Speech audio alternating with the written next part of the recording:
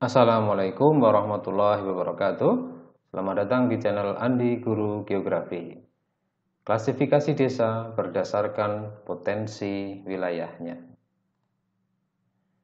Jika kita mengamati sebuah desa dan kita bandingkan dengan beberapa desa yang lain, maka kita akan mendapati ada desa yang maju pesat, di mana prasarana-sarana kehidupan itu layaknya sudah seperti di perkotaan.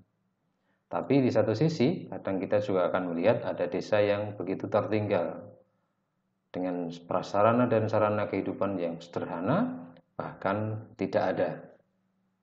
Nah, pertanyaannya adalah mengapa ada desa maju dan ada desa yang tertinggal?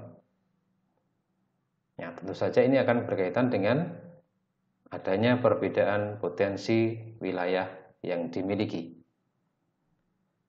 Desa berdasarkan potensi wilayahnya diklasifikasikan menjadi 3, yaitu desa dengan potensi wilayah yang tinggi, kemudian desa dengan potensi wilayah sedang, dan desa dengan potensi wilayah rendah. Kita mulai dari yang pertama, desa dengan potensi wilayah yang tinggi.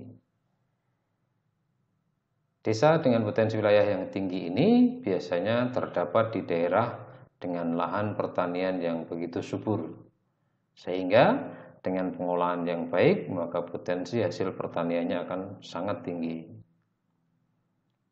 Desa yang berpotensi tinggi ini biasanya juga memiliki irigasi teknis yang baik, di mana pengairan yang terstruktur dan efisien berpotensi terhadap panen yang besar.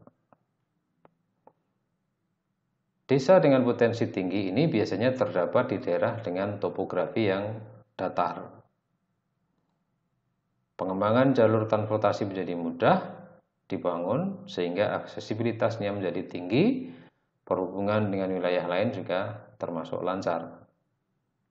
Oke, berikutnya adalah wilayah desa yang memiliki potensi sedang. Desa dengan potensi sedang ini biasanya merupakan desa dengan lahan pertanian yang agak subur. Tetapi ini masih bisa dikembangkan dengan pengharapan yang baik, lahan dapat dikembangkan untuk menghasilkan panen yang lebih baik pula. Desa dengan potensi sedang biasanya memiliki saluran irigasi yang semi teknis. Belum ada saluran yang dibangun secara baik. Tapi jika pasokan air baik dan irigasinya kemudian dibuat lebih teknis, maka akan mendapatkan hasil panen yang lebih baik.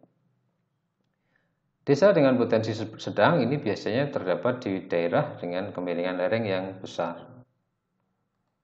di mana lereng yang besar ini masih memungkinkan terjadinya erosi yang menghilangkan tanah bagian atas yang subur.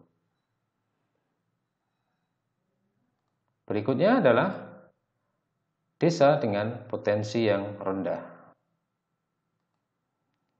Desa ini biasanya di daerah dengan lahan pertanian yang tidak subur, sehingga untuk kegiatan pertanian apapun potensi yang dihasilkan akan relatif rendah.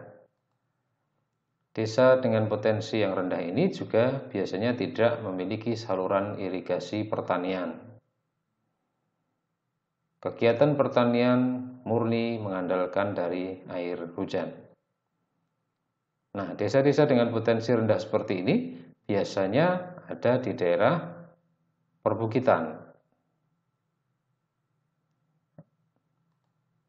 di mana prasarana transportasi dan komunikasi menjadi sedikit sehingga aksesibilitasnya rendah.